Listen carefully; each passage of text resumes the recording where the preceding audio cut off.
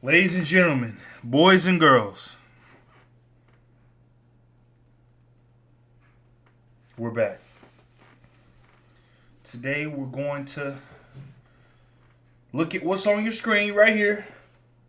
This right here. We're on Isaiah 41. We're just going to go right into the verse. Not going to do extra talking. Isaiah 41 verse 10. So do not fear, for I am with you. Do not be dismayed, for I am your God. I will strengthen you and help you. I will uphold you with my righteous right hand.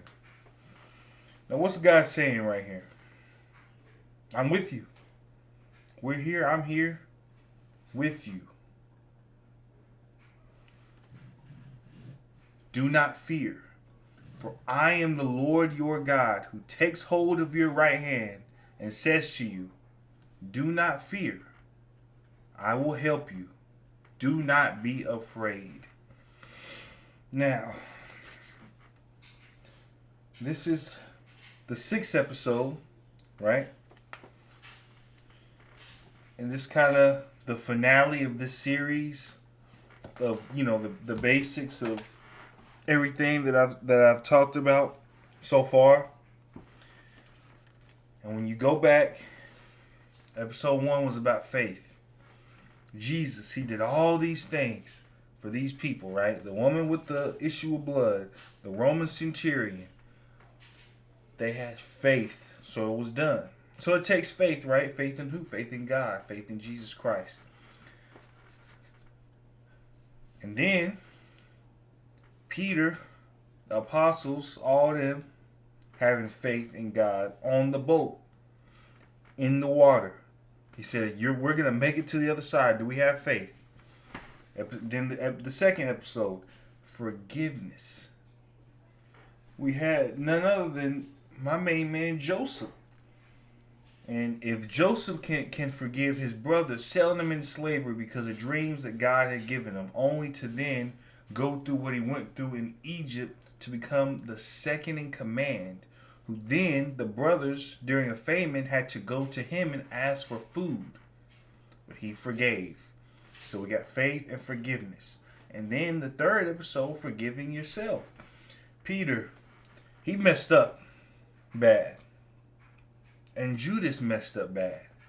But one of these two people did the right thing and the wrong thing. Judas, he messed up bad. He realized he did. The guilt that had come from the devil, the evil one, had gotten into him. And he killed himself. Peter, who had denied Christ 3 times. 3 times to a servant girl. A 12-year-old girl.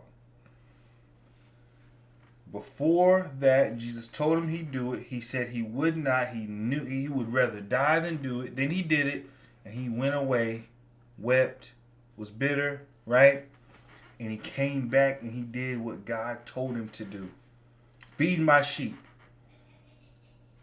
And then he was resigned. And then he gave him another chance. Do you love me, Peter? 3 times. Yes, Lord. You know I do. Yes, Lord. Yes, Lord. Feed my sheep. And then episode 4. Trust. Do you trust him? Do we trust God? Because, Daniel had to trust him. Daniel, in the lion's den, the king Darius had told him, hey man, you pray to any other gods, you're going in the lion's den. As soon as he heard that, my boy's window was open where everybody could see him, and he prayed to God. Then he gets in the lion's den and he's unharmed. Crazy. The king sees it. Oh, Lord, have mercy. Everybody prays to Daniel's God. He trusted him. Then the last episode, praying, giving thanks to the Father, praying the correct way.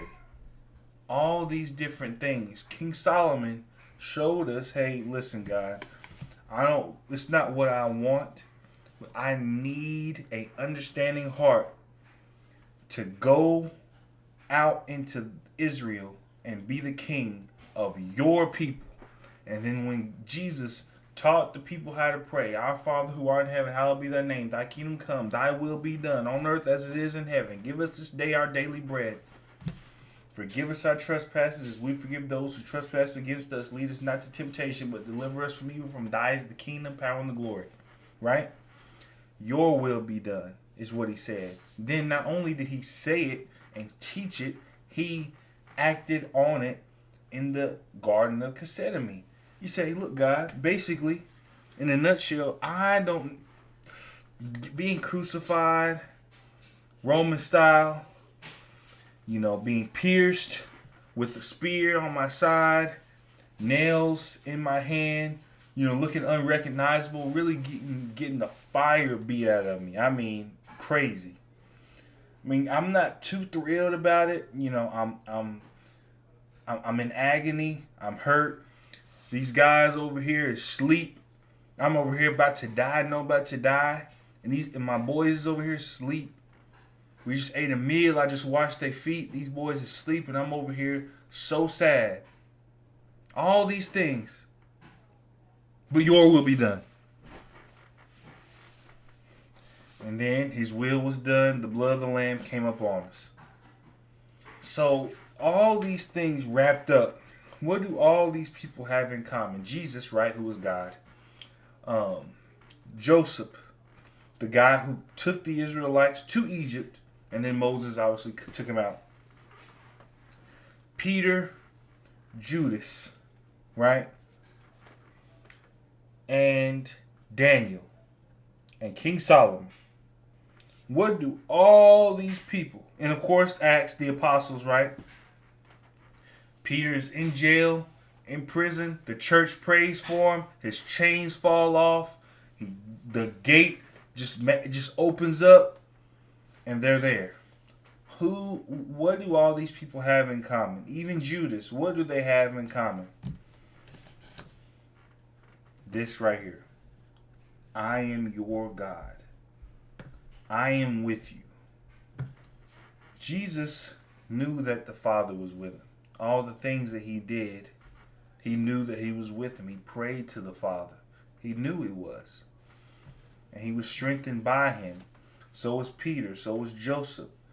Now Judas, he rejected it, but he was still with him. He was in the presence of Jesus Christ.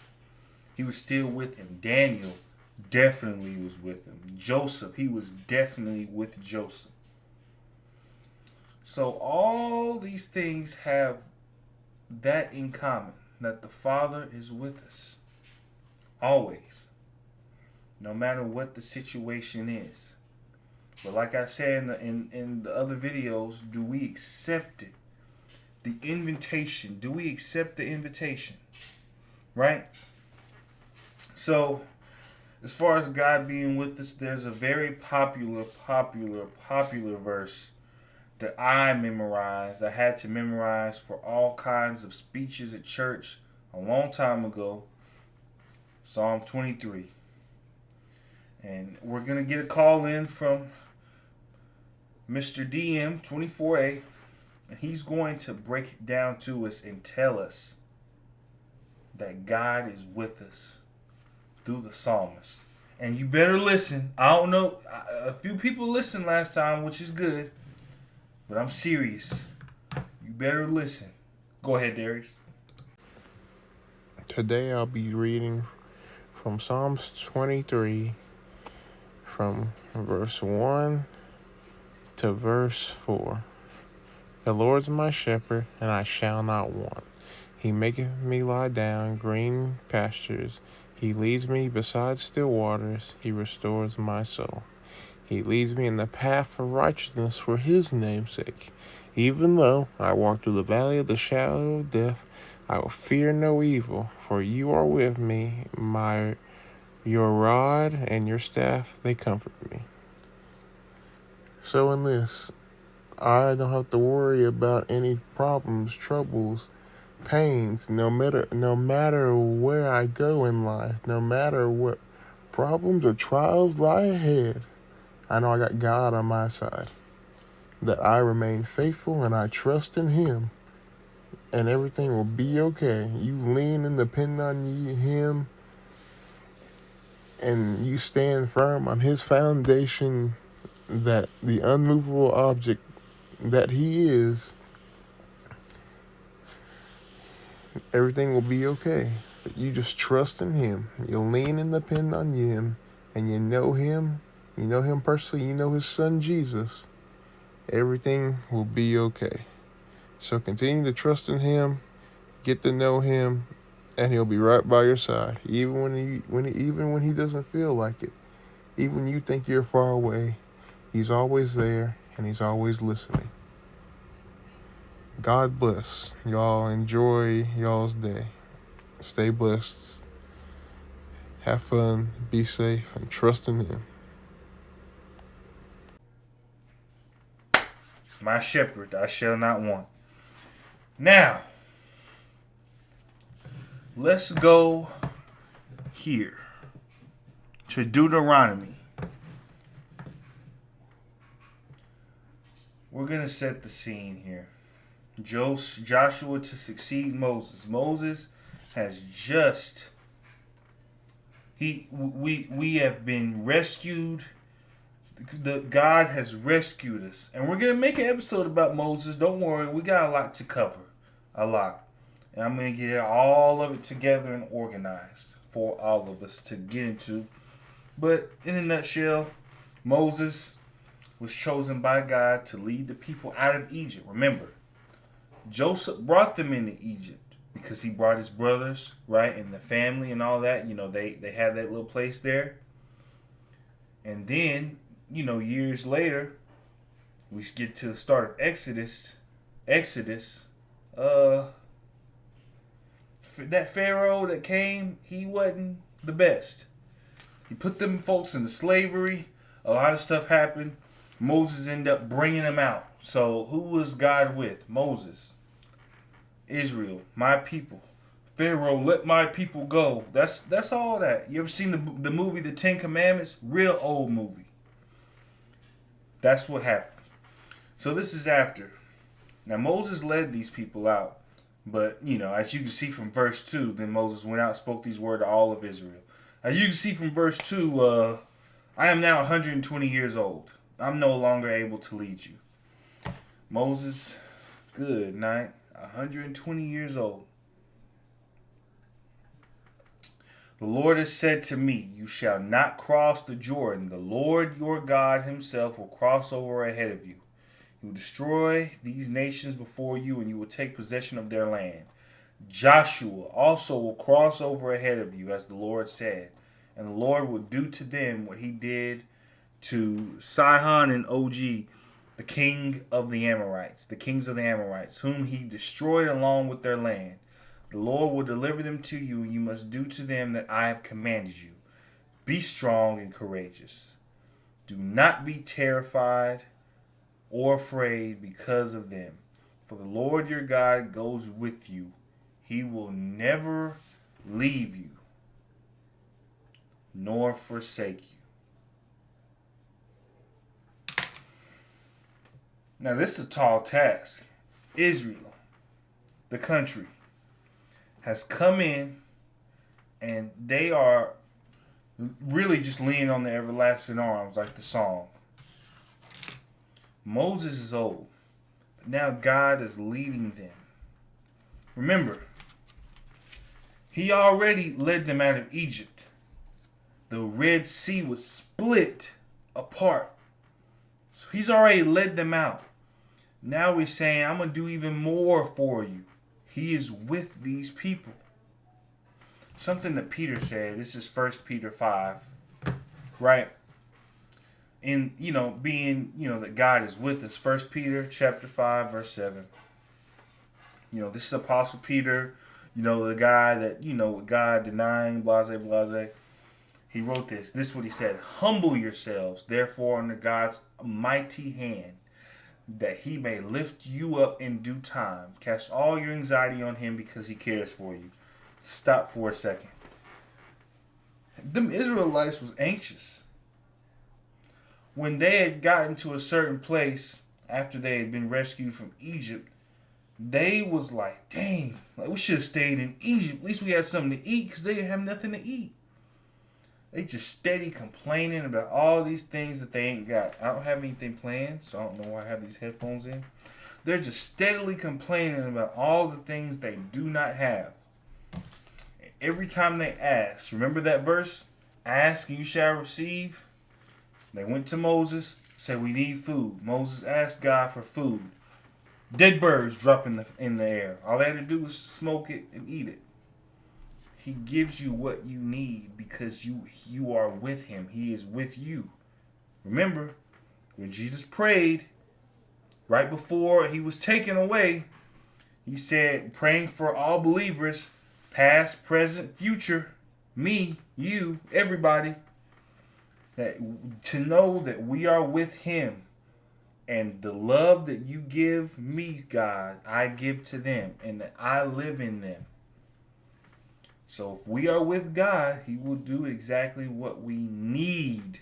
Prayer, remember? Your will. What needs to happen? We know this is the greater good. We know the Father is the greater good. He knows what we need when we don't know what we need. He knows all the things that we need in order to do what we got to do. He knows that, right? So again, all anxieties, all worries we put on him. They didn't have nothing to eat, them Israelites. God gave them food. They didn't have nowhere to live. God gave them a place, and the place spread, Israel. The land that they got. Then the kings, David, Solomon, all these kings, right? All these things happened because he said it would happen and he was with the people.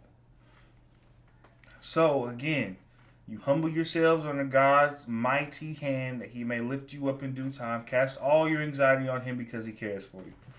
Now, this right here is very important. It could be controversial. I don't know.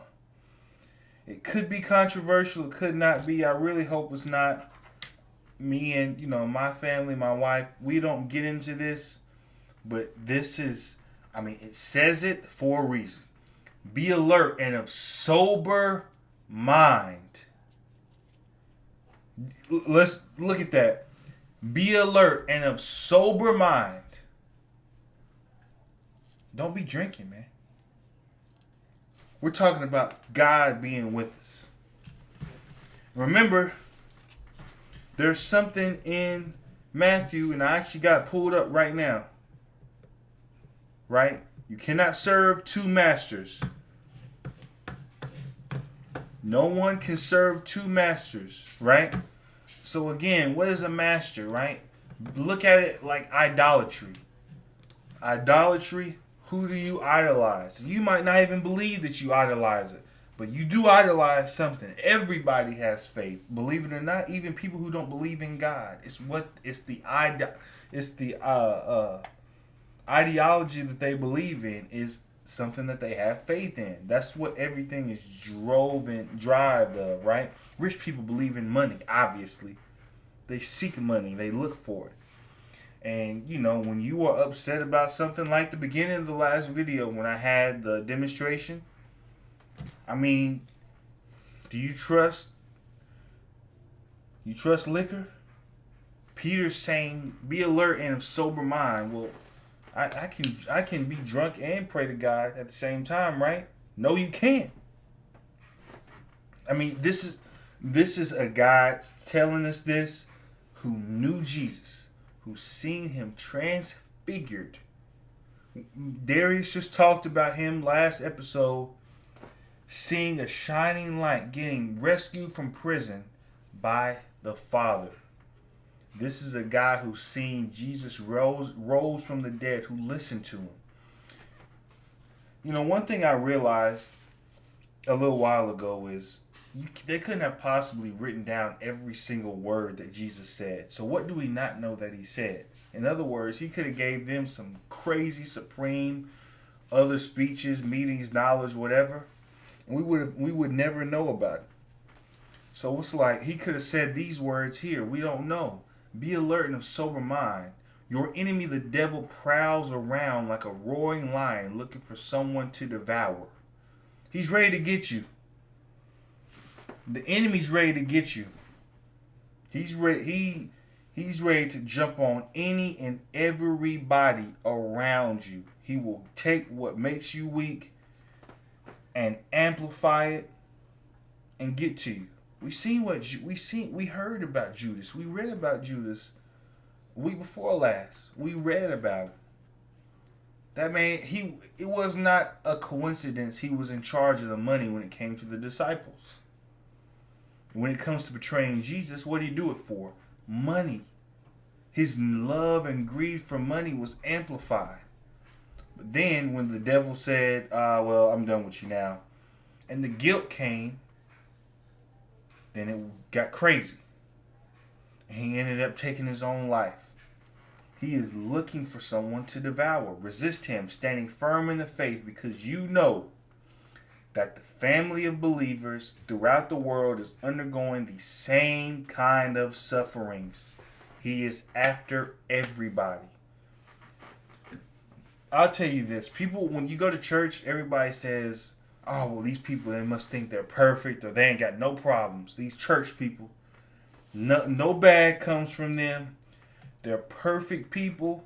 They go out and do perfect things, blase, blase. That is not the case at all. A lot of people in church, believe it or not, actually half of them don't even understand what is even said by the preacher. They don't even know what the message is that they're getting, really. They don't know what it is that they are getting from the message. He could be talking about something. Oh, yes, Father. We got it, Father. Oh, let me post this. Let me do this. And not even know what he's talking about. And then some people, they hear the message. They're convicted. Right? And they say, dang, this is hard-hitting stuff. I don't know about hearing this part. But again, true believers, true people that understand. And like I say, it's like Jesus said, the house built on the sand versus built on the rock. You take these teachings and you make it the foundation. You are like a house built on the rock. When the storm came, your house was still there. If you don't, you're like the house built on sand. You build your house on sand, the storm came, and your house is gone. That is the difference in believers. And these believers that build their house on the rock are undergoing all kind of suffering. Not just because the world, you suffer in the world, right? But the devil will throw these things out at you. I could go to work tomorrow, see somebody I don't like, they say something crazy to me. I mean, out of pocket. You know the little thing where it's like the angel in one ear, the devil in the other. That is so real. This guy, the devil right here. Hey man, you gonna let him do that to you? You gonna let him say that? You gonna let him do that? The angel. Be patient. Don't do nothing. Just walk away. Bless him. Remember what Paul said? Bless those who persecute you. Bless him, Dante. Don't do nothing bad. Bro, you really gonna let that slide? That's how it goes. Even little temptation like that to the biggest temptation. So again, when God is with you, God is with you. You have to take these things, right? Use the word and use it in your daily life and read it, study it like crazy. How we was in school where there's a big test, we had to study hard. You got to study this right here. I mean, even looking at this now is crazy. Verse 9. Resist him, the devil, standing firm in faith, because you know that the family of believers throughout the world is undergoing the same kind of sufferings. Everybody has got scars. Everybody's got something going on with them. But you've got to resist because God is with you. And the God of all grace, who called you to his eternal glory in Christ after you have suffered a little while, will himself restore you and make you strong, firm, and steadfast. God is with you. To him be the power forever and ever. God is with you. He's here right now. Stand firm in the faith. He is with you. Now, there are three gentlemen, three gentlemen who knew, these folks knew that God was with them. They knew. We know about Daniel, right? We knew God was with Daniel. But there was some more people that God was with. Right before Daniel, his boys, there's three people. Can anybody guess their name? I'll give you 10 seconds.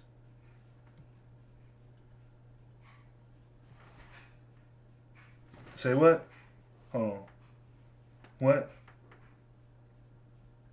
There you go.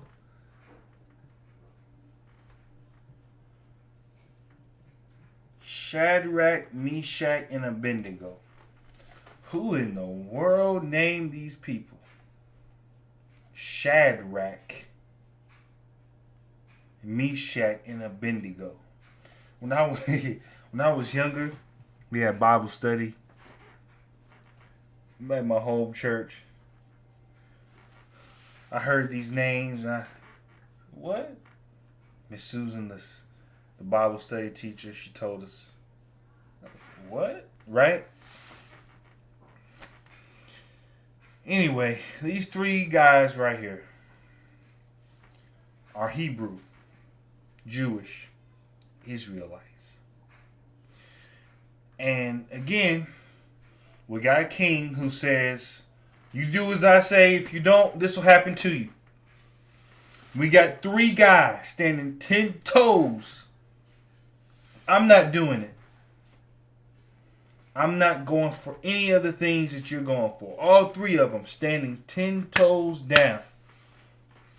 Just like Daniel. He stood 10 toes. 10 toes, folks. For them, it's 30 toes down. I am not praying to no other God. I'm not worshiping no other gods. It's a commandment Moses gave us. Idolatry. Never. I've got a God that I trust in. Right? So, this is what happened. King Nebuchadnezzar. That's a character right there, folks. Nebuchadnezzar. That man went through some stuff. And we're going to get on him too. We got a lot to cover. Thank God. Father, give me the wisdom to cover all these people, the time to cover all these people, because I got to get to them. And we're going to get to them. But my man was, he was wild. So basically, this is what happened. Your Majesty has issued a decree that everyone who hears the sound of the horn, flute, zither, lyre, harp, pipe, and all kinds of music must fall down and worship the image of gold. And that whoever does not fall down and worship will be thrown into a blazing furnace. A furnace. Excuse me for a second. Now, as you can see, this is no joke, folks. This is a fire. They throw you in a fire and you burn if you do not worship the image of gold. Hey, look. Hey.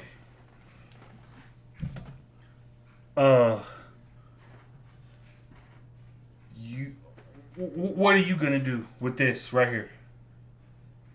If you don't worship gold, we're going to throw you in the fire and you're going to burn. That's what these people are tasked with. Now listen, I'm going to be honest for a minute. If you don't mind, only if you don't mind, I'm going to be honest. People complain in this generation. People my age, we complain a lot about how the world is, how the world is unfair. This right here is crazy. We got a king who says, hey man, look, if you don't do what I say, I'm throwing you in a fire. I'm throwing you in a fire. That's what I'm going to do. I'm not giving you any evidence that I'm good, but I'm going to throw you in the fire if you don't worship gold. So that's what these three boys, Shadrach, Meshach, and Abednego, is facing. They're facing a crazy son gun, man. So there's always some jealous people around, and this is what, the astrologers came and, they denounced the Jews.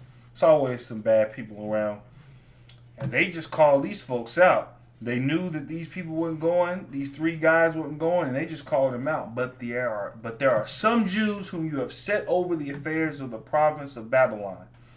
Shadrach, Meshach, and Abednego, who pay no attention to you. They're talking to the king. Your majesty. They neither serve your gods nor worship the image of gold you have set up. Furious with rage, Nebuchadnezzar summoned Shadrach, Meshach, and Abednego. So these men were brought before the king, and Nebuchadnezzar said to them, Is it true that you do not serve my gods or worship the image of the gold I have set up? Now when you hear the sound of the horn, flute, zither, lyre, harp, pipe, and all kinds of music, if you are ready to fall down and worship the image I made, very good. But if you do not worship it, you will be thrown immediately into a blazing furnace. Then what God will be able to rescue you from my hand? Hey, listen, these boys is in front of the king. They're in front of the king, folks. Nebuchadnezzar. And he's not playing games. He's not playing. If you don't do what he says, and he heard the news, hey, look, I'm going to give these boys a chance, is what he said, then we're throwing you in a furnace, and you're going to burn. That's what he said. You better take him serious. Because that's what he said, right? So what do we have here? Let's see what he said. Well, I mean, it's an easy choice, ain't it, fellas? Let's save our life, right? Let's save our lives. Go ahead, worship this gold, and get back, and go back and chill. Just get this done real fast. All the king want to talk to us about. All right, bet. Let's just get this done, and be done with it, right? So let's do that, folks. Let's just denounce our God and be done, right? So they replied to him, we're gonna be done, right? King Nebuchadnezzar, we do not need to defend ourselves before you in this matter. If we are thrown into the blazing furnace, the God we serve is able to deliver us from it. And he will deliver us from your majesty's hand. Time out. Now, guys, folks, I don't think y'all see this right here. This is a hot furnace, bro. You're going to burn. It's going to be excruciating. Your skin is going to peel off, bro. You're going to burn to death. I know for a fact that you're not. You didn't just say that. You might got time to take it back, but you didn't say that, right? Because see, we've got to save our own life. I've got to save my life. So there's no way you just said that, bro, right? Let's see if they take it back. But even if he does not, we want you to know that your majesty, that we will not serve your gods or worship the image of gold you have set up. Oh man, these guys are serious. Then Nebuchadnezzar was furious with them, and his attitude toward them changed. He ordered the furnace heated 7 times hotter than usual, O Lord, and commanded some of the strongest soldiers in his army to tie up them and throw them into the blazing furnace. So these men, wearing their robes, trousers, turbans, and other clothes, were bound and thrown into the blazing furnace. The king's command was so urgent, and the furnace was so hot that the flames of the fire killed the soldiers who took up Shadrach, Meshach, and Abednego. And these 3 men, firmly tied, fell into the blazing furnace. So a lot of times when I hear arguments about God not existing and all these things, I just go back to this and then history. People are more occupied with their life than anything. They would much rather save their life than anything. So if they have a chance to save their life, all they got to do is say something, not really believe it in their hearts, then why in the world would they risk their life for what they believe in? Right? For example, Daniel trusted in God, so much so that they threw him in the lion's den, and the lion could have killed him, but he didn't. And as we're about to see now, again, if you guessed it, Nebuchadnezzar, seen in amazement, weren't there 3 men tied up into the fire? He said, look, I see 4 men walking around the fire, unbound and unharmed. The 4th looks like a son of the gods. Nebuchadnezzar then approached the opening of the blazing furnace, shouted for them, servants of the Most High God, come out here. And they came out of the fire. So again, man, it's crazy that these things happen. And people still, this right here is faith. Faith. Faith. He said everything he said. Hey, if you don't do this, I'm throwing you in the fire. You're going to die. Hey, they said, bet. Our God will deliver us from it. But if he does not, we want you to know, I want you to know, Nebuchadnezzar, I want you to know that we will not serve your gods or worship the image of gold you have set up. And they stood on that. 10 toes. 10 for each person. 30 toes down. They stood on that. They stood on his word. They had faith, right? Episode 1, they had faith. Ain't got nothing to do with forgiveness. But they trusted in God. Prayed. Had to have prayed. And they knew God is with them. They knew that God was with them. He is present with them. And again, this picture low-key spoiled it. This picture low-key spoiled it. But if you look in the furnace, what do you see? There's only Shadrach, Meshach, and Abednego. Why is there 4 people there? 1, 2, 3, 4. There was another person in there. Now, I'm not a theologian. I want all that great knowledge, but I'm not one. But there are some people that say they take it literally and, they take it, figuratively. That there are 4 people in there.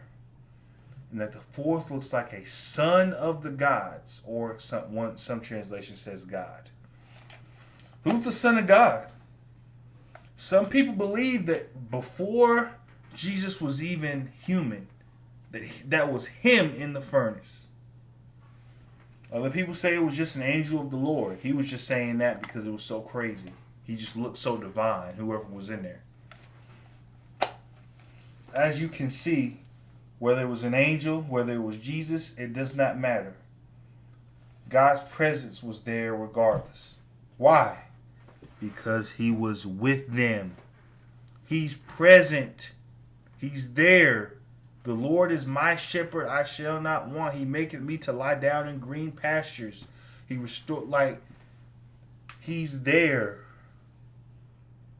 It didn't sound like, listen, he said even the fact that they were so bold with the king, We want you to know.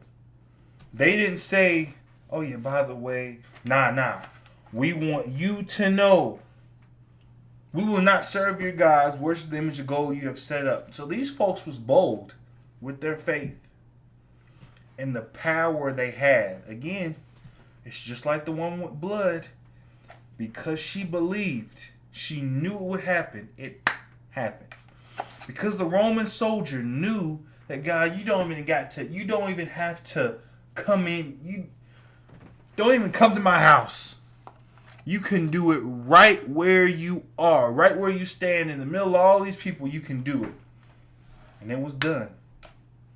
Solomon praying, Father, you understanding heart. God was pleased. He is pleased with this boldness. He's pleased with it. So again, we got a decision to make.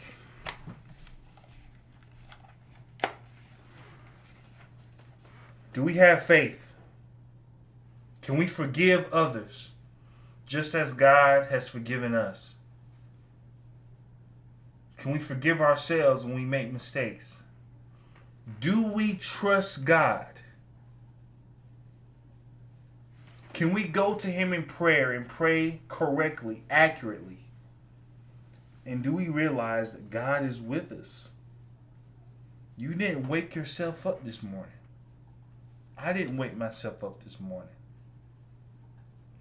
I did not give myself the breath that I breathe out into my body. I didn't do that. The earth is made. So some people think it's random. Scientists, evolutionists, whatever. It's just so random that we can breathe the air. It's just so random that the meteors and comets that come toward the earth are always swallowed by Jupiter. It's just so random that we can prosper on the earth and live. It's not random, bro. God is with us all. He's with all of us.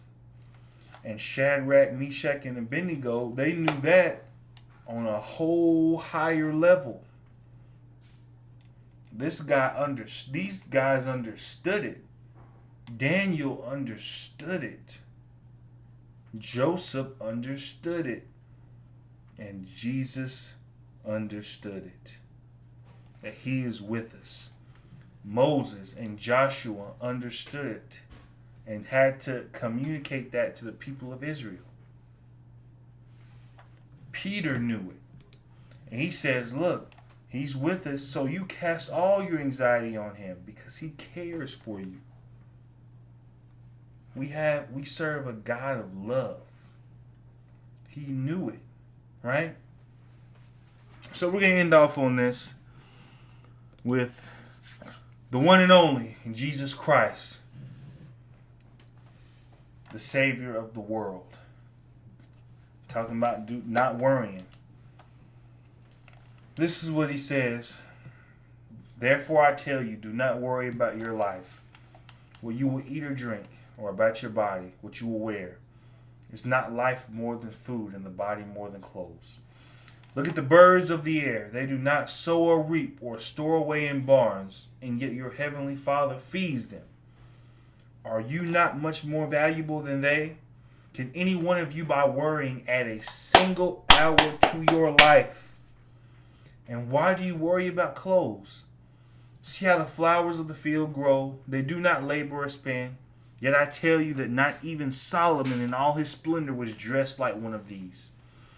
If that is how God clothes the grass of the field, which is here today and tomorrow is thrown into the fire, will He not much more clothe you of little faith? So do not worry, saying, what shall we eat, what shall we drink, or what shall we wear? For the pagans run after all these things, and your heavenly Father knows that you need them. But seek first His kingdom and His righteousness, and all these things will be given to you as well. Therefore, do not worry about tomorrow, for tomorrow will worry about itself. Each day has enough trouble of its own. That's powerful. Very. But why is it powerful? There's two things. The birds, they just fly, man. They just fly in the air. And they don't worry about nothing. But God feeds them the food they need. Are you not much more valuable than they? Can God not feed you too? Can He not? And again,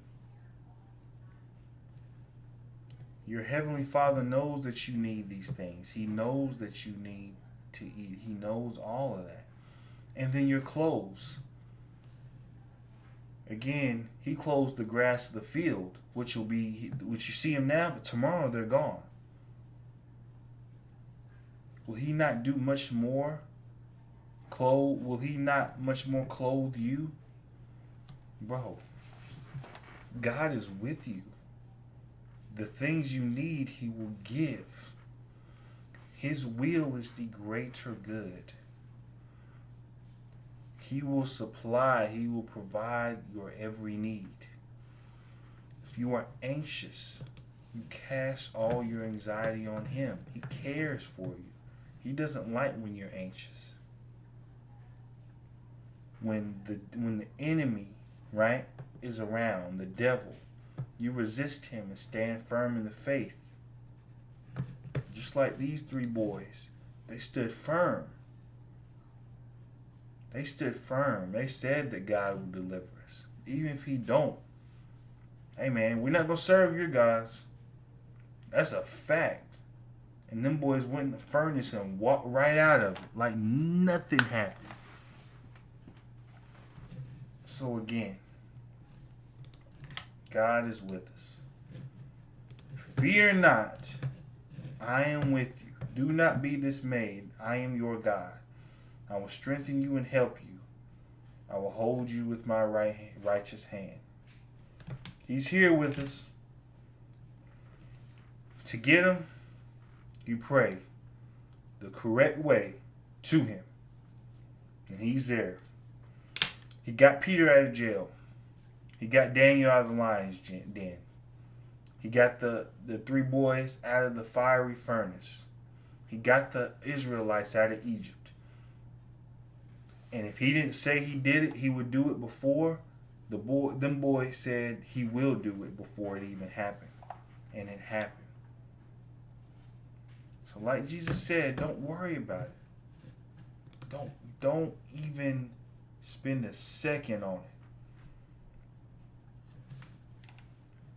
Have faith and know that He's here with us.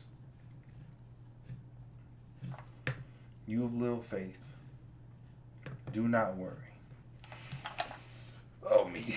So these first 6 episodes, they were pretty straight. They were really good.